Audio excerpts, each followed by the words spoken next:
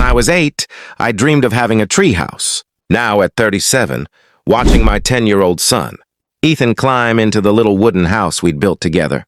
I finally understood why my dad used to say, "Some dreams just wait for the right generation." It wasn't fancy. A few planks, some nails, a sturdy oak that had been standing in our backyard longer than most people in the neighborhood. But it was ours. That's why it stung when the letter arrived. Notice of violation. Homeowners Association, HOA, Willow Creek Estates. You are in violation of neighborhood guidelines. 4.2 and 4.7 regarding unauthorized structures and height restrictions. Please remove or dismantle the treehouse within 14 days to avoid penalties. I remember laughing at first. It's a treehouse, not a skyscraper, I said, waving the letter at my wife, Lily. But she wasn't laughing. You know how they are, Mark. The HOA doesn't joke. She was right. Willow Creek had one of those HOAs that treated every mailbox and lawn edge like sacred law. The president, Mrs. Judith Harlan, lived 2 houses down. Retired lawyer, iron gray hair, the kind of person who measured her life in bylaws and complaints. I tried to stay calm. I'll talk to her, I said. It's probably just a misunderstanding. The next morning I walked over. Judith was trimming her roses with surgical precision. Morning, Judith, I started. Got your letter. I think there's been a mix-up. She didn't look up. No mix-up. You built a structure without approval. It's just a treehouse for my son, I said. It's safe, neat, and it violates the community's architectural harmony, she cut in. And it's on the edge of the property line. That last part caught my attention. Property line? Yes, she said, finally meeting my eyes. Part of that tree sits on the HOA-maintained greenbelt. You can't build on association property. I felt my jaw tighten. That oak's been in my yard since before this neighborhood was even built. It's not on your land. Judith folded her arms. Then prove it. You have 14 days. That night, I sat at the kitchen table with the letter spread out like an accusation. Lily was tucking Ethan into bed upstairs.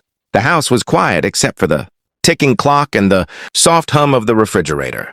Part of me wanted to just take the thing down, avoid the drama. But when I pictured Ethan's face, how proud he'd been, hammering nails beside me, it made my chest ache. I wasn't going to teach him that giving in was easier than being right.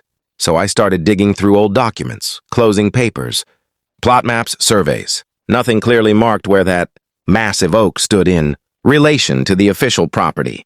Line, figures, developers. Never made those things simple. I called the county records office the next day. I need a property survey, I said. As soon as possible. The clerk sighed. We're backed up 2 weeks. Of course they were. 2 days later, I came home to find a bright, orange notice of fine taped to my mailbox. Judith wasn't wasting time. That night, Lily tried to calm me down. Maybe just move it, Mark. It's not worth it. It is worth it, I said. It's not about a treehouse anymore. It's about standing up to bullies.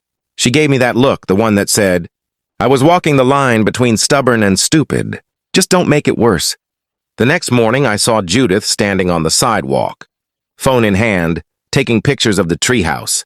That was it. I walked straight over. Judith, why are you photographing my property? She didn't flinch. Documenting violations. Violations? I snapped. You're harassing me. Her lips tightened. You signed the HOA agreement when you moved here. You agreed to the rules? Yeah, I said, stepping closer. And those rules don't give you the right to threaten my family. She took a step back but didn't lower the phone. You'll regret this, Mark. Something in her tone made my stomach twist. This wasn't just about a treehouse anymore. It felt personal. That evening, Ethan found me in the garage, staring at the old toolbox we used for the build. Dad, he said softly, Mrs. Harlan said you're in trouble because of my treehouse. Did I do something wrong? That hit me harder than any HOA fine ever could. I knelt down. Hey, no, buddy. You didn't do anything wrong. We just have to prove what's ours, that's all. He nodded, still uncertain. Can we keep it? I smiled. Yeah, we'll keep it. But inside, I wasn't sure. Days passed, and the tension in the neighborhood grew thick. Some neighbors avoided eye contact. Others whispered support. Good for you, man, one dad murmured as he passed by. But nobody wanted to cross Judith. Then, just when I thought it couldn't get worse, I found an official cease and desist letter in my inbox from the HOA's attorney. That's when I decided to get my own lawyer. His name was David Chen, young, sharp, and already annoyed at HOA nonsense when I told him the story. "Let's start with the basics," he said. "You're sure the oak tree is on your property?" "As sure as anyone can be without a map drawn by God himself," I said. He chuckled. "All right, let's get a professional survey done. Once we have proof they can't touch you." A week later, the surveyor showed up with his tripod, laser tools, and quiet professionalism. Ethan watched from the porch as I paced nervously. When it was done, the surveyor handed me a folder. "Here you go. Everything's clearly marked." I opened it right there. My eyes ran over the lines and measurements until they landed on a shaded section, labeled Lot 24, Boundary Line. The oak tree was smack in the middle of it. My property. Relief flooded me so fast I actually laughed out loud. "Thanks," I said, shaking the surveyor's hand. But as I drove to the HOA office the next morning, I noticed something strange. Judith's car already parked out front. When I walked in, she was there with 2 board members and a folder of her own. "Well, Mr. Daniels," she said smoothly, "I hope you brought your documentation. We've just reviewed ours." Her confidence made my stomach drop. "Funny," I said, forcing a calm tone. I was about to say the same. We sat down across from each other, both holding proof we were right. Only one of us actually was. Judith sat across the table like she was chairing a courtroom. Not a community meeting. Her folder was thick, neat, color-coded. Mine looked like I'd wrestled it out of a tornado. "Let's start with the survey," she said, sliding a paper toward me. "This is from the original development plans of Willow Creek Estates. It clearly shows that the eastern edge of your lot overlaps the HOA-maintained Greenbelt." I looked at the map. It was fuzzy. A photocopy of a photocopy. "That could be anything," I said. "You can barely read the legend." Judith smiled the kind of smile lawyers give before they sink their teeth in. "You'll find it legible enough. The oak sits on the border. That means any structure attached to it violates code." I took a slow breath. "That's interesting. Because my survey, done last week by a licensed county professional, shows the exact opposite." I laid my map on the table. The lines were crisp, the measurements exact. The oak tree sat several feet inside my property. David Chen leaned forward, tapping the paper. "This is legally binding data. Mrs. Harlan, your document isn't. It's outdated and non-certified." Judith's expression faltered for just a second before she regained control. "We'll have to verify its authenticity." "Of course you will," David said. "And when you do, I expect a written apology from my client and the removal of all fines." One of the board members shifted uncomfortably. "Maybe we should—" Judith cut him off. "We'll review it and respond in writing." That was it. No acknowledgement, no apology, just dismissal. Outside the office, David turned to me. "You've got them cornered. But don't celebrate yet. HOAs hate losing. She'll dig." He was right. Judith didn't just dig. She tunneled like a badger with a grudge. Within days, I started noticing cars slowing down in front of my house. People taking photos, whispers spreading on the neighborhood app. Posts popped up with titles like "Unsafe Treehouse Built Without Permit" and "Violation of HOA. Standards Threatens Property Values." Guess who wrote them? I tried to ignore it, but it was impossible. Every time I took out the trash or walked the dog, I felt eyes on me. Ethan felt it too. "Dad," he said one night, sitting on the porch steps, "why does everyone hate our treehouse?" I sat beside him. "They don't, buddy. Some people just don't like what they can't control." He nodded slowly, then looked up at the treehouse glowing under the porch light. "It's still ours, right?" I looked at the sturdy oak trunk, at the little window he'd painted blue. "Yeah," I said quietly. "It's still ours. 2 days." 2 board members and a folder of her own. "Well, Mr. Daniels," she said smoothly, "I hope you brought your documentation. We've just reviewed ours." Her confidence made my stomach drop. "Funny," I said, forcing a calm tone. I was about to say the same. We sat down across from each other, both holding proof we were right. Only one of us actually was. Judith sat across the table like she was chairing a courtroom. Not a community meeting. Her folder was thick, neat, color-coded. Mine looked like I'd wrestled it out of a tornado. Let's start with the survey, she said, sliding a paper toward me. This is from the original development plans of Willow Creek Estates. It clearly shows that the eastern edge of your lot overlaps the HOA maintained Greenbelt. I looked at the map. It was fuzzy. A photocopy of a photocopy.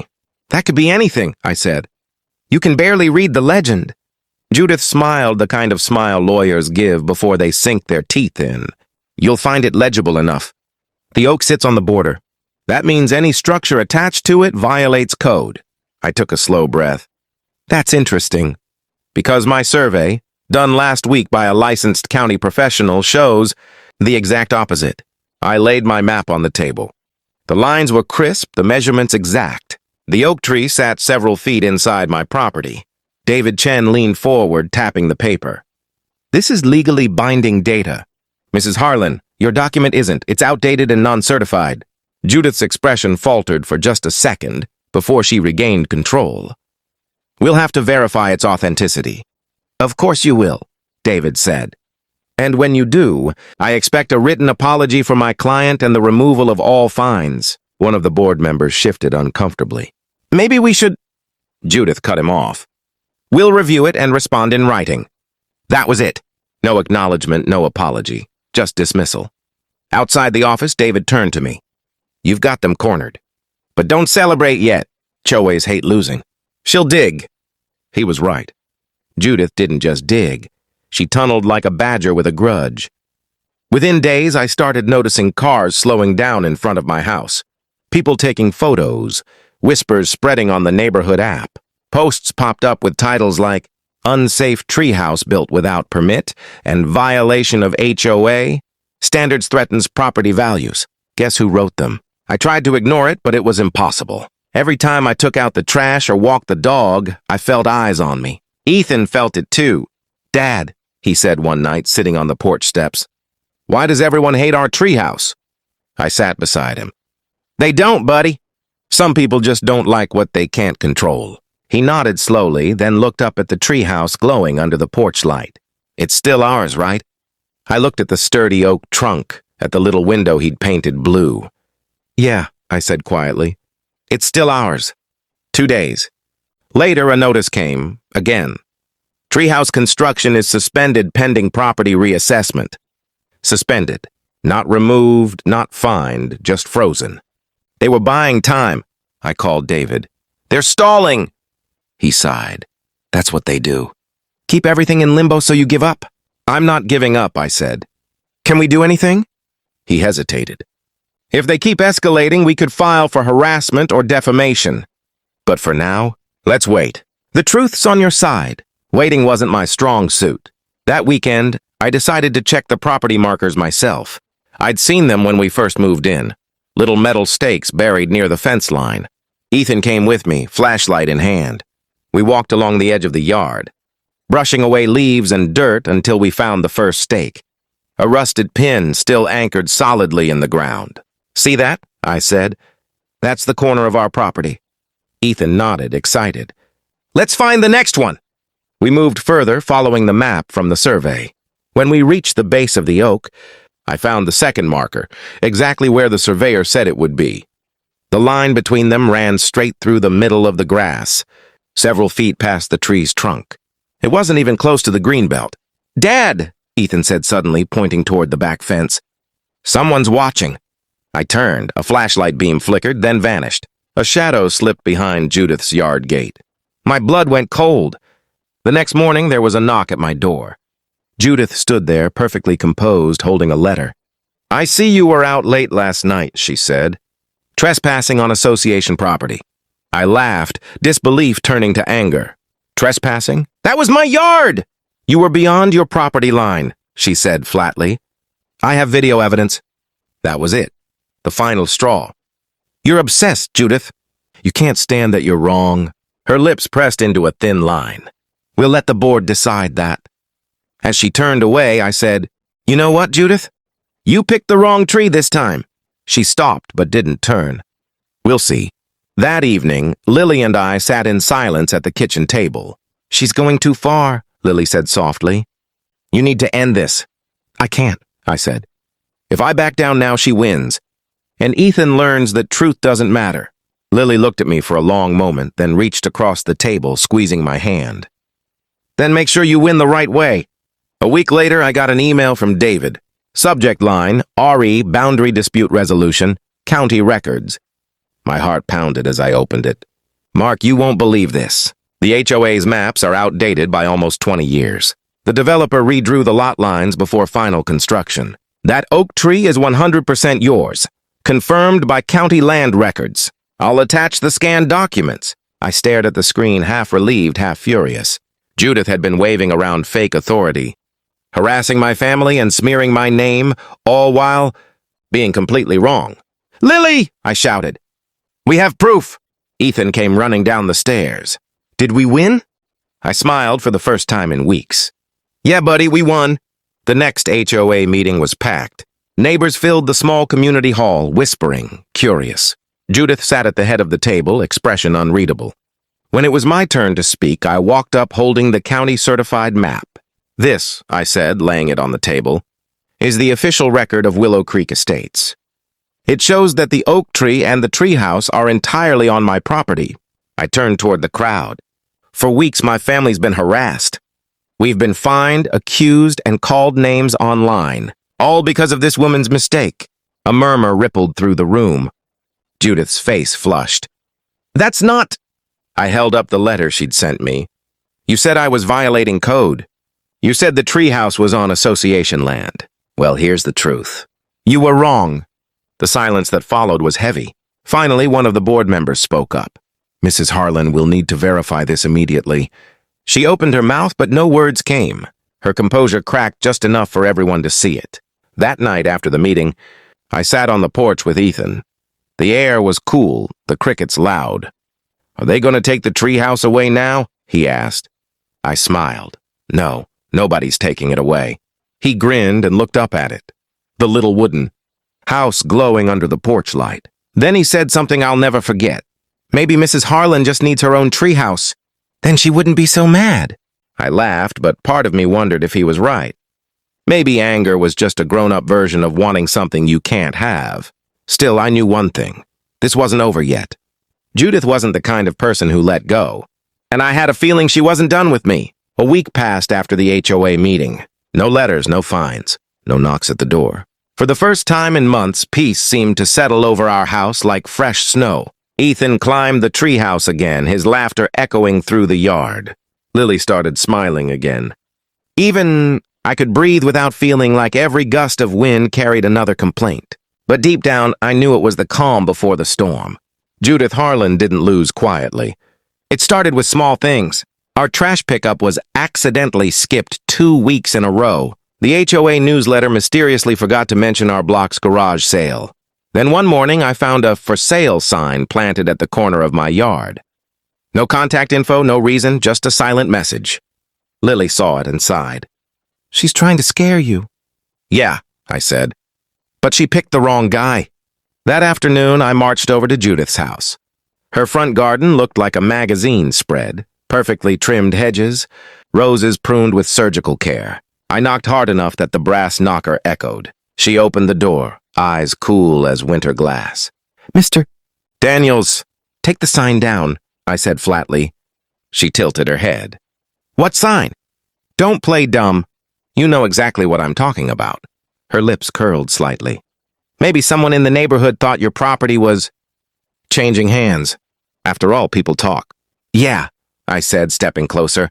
They talk because you feed them lies. Her expression didn't change, but her voice lowered. You embarrassed me in front of the entire board, Mark. You humiliated me. I exhaled slowly. No, you did that to yourself. For a second, something flickered behind her eyes. Hurt, maybe. Then the steel came back. This isn't over. I'm done fighting, I said. But if you come near my family again, I won't just fight back. I'll expose everything you've done. Her jaw tightened. She didn't answer, just closed the door softly, like punctuation on a threat. For a few days, things stayed quiet again. Then the storm came back, literally. A thunderstorm rolled through Willow Creek late one night. Wind howled through the trees. Rain slammed the windows. Lightning flashed white against the dark sky. Ethan was in bed, but I couldn't sleep. I found myself staring out the window toward the oak tree, swaying but solid. The treehouse lights flickered once, then went out. And then I heard it. A crack, loud and sharp. I grabbed my jacket and ran outside. The air was thick with rain and the smell of earth. A massive branch from the oak had splintered and fallen, right across the fence that separated my yard from the HOA greenbelt. The treehouse itself was fine, but the fence? Destroyed, and standing on the other side of the wreckage, in a raincoat and holding a flashlight, was Judith. For a long second, neither of us spoke. Lightning flashed again, lighting her face. She didn't look angry. She looked defeated. "I told you that tree was dangerous," she said, her voice barely audible over the rain. "It's fine," I said. No one got hurt. She looked past me at the treehouse, then at the shattered fence. "Maybe it's not about danger." "What do you mean?" She hesitated, then sighed, a sound that carried more years than pride. "You know, when my husband and I moved here 30 years ago, that tree was just a sapling. We wanted to build a swing for our daughter." I blinked. "You have a daughter?" "Had," she said quietly. "She died in a car accident when she was 12. The words hit me like a punch I didn't see coming. She stared at the oak, rain running down her cheeks. After that, I couldn't stand to see kids building things, laughing in that tree. I told myself it was about the rules, about order, but maybe it was just easier to be angry than to remember. I swallowed hard. The thunder rolled somewhere far off. "I didn't know," I said softly. "Judith, I'm sorry." She nodded slightly. "I know. For a long time, we just stood there in the rain. No arguments, no rules. Just two people, both stubborn, both tired." Then she turned and walked back toward her house. The next morning, I went outside to check the damage in daylight. The branch was massive, but the fence could be fixed. As I stood there, Ethan ran up behind me. "Whoa," he said. "It looks like a dinosaur stomped here." I laughed. "Yeah, something like that." He looked up at me. "Is Mrs. Harlan mad again?" "No," I said after a pause. "I don't think so." He nodded. "Can I invite her to see the treehouse?" I blinked. "What?" He shrugged. "You said everyone deserves another chance." I looked at him for a moment, then smiled. "You know what, buddy? Go for it!" That afternoon, Ethan knocked on Judith's door. I watched from the porch, unsure what to expect. She opened the door, looking surprised. He said something, I couldn't hear what, but whatever it was made her smile. A small, fragile smile. Then, to my shock, she followed him back across the lawn. I joined them under the oak. Ethan climbed up first, his little feet thudding on the wooden ladder. "Come on, Mrs. Harlan. It's sturdy, I promise." Judith hesitated, then slowly reached for the ladder. She moved carefully, her hands trembling just slightly. When she reached the top, Ethan handed her a flashlight. "You can see everything from here." I watched as she looked out from the small window of the treehouse, her face lit by the fading afternoon sun. There was something almost childlike in her expression, a mix of wonder and sadness. "This is nice," she said quietly. "Dad helped me build it," Ethan said proudly. "He said tree houses are for making memories." Judith nodded slowly. "Yes," she murmured. "They are." When she climbed back down, her eyes were wet, but not from rain this time. A few days later, the HOA issued an official letter. Notice of resolution. After review of updated property records, the structure located on Lot 24 has been confirmed as fully compliant with community regulations. All previous fines and violations have been dismissed. Signed, Judith Harlan, HOA President. Below her signature, someone had drawn a little smiley face, Ethan's, in blue ink.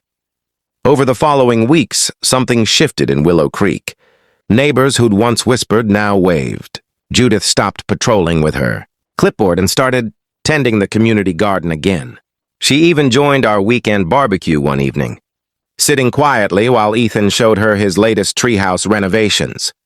Lily leaned over and whispered, "I can't believe she's here." I smiled. People change. Judith looked up, catching my eye. "Thank you, Mark," she said softly, "for not tearing it down." I shook my head. "No, Judith. Thank you for telling me why it mattered." That fall, the treehouse became a neighborhood landmark. Kids played there after school. Parents stopped by for coffee on the porch. Even Judith brought cookies once, though she insisted they were for Ethan, not you. But one evening, after everyone left, I found a small envelope taped to the treehouse door.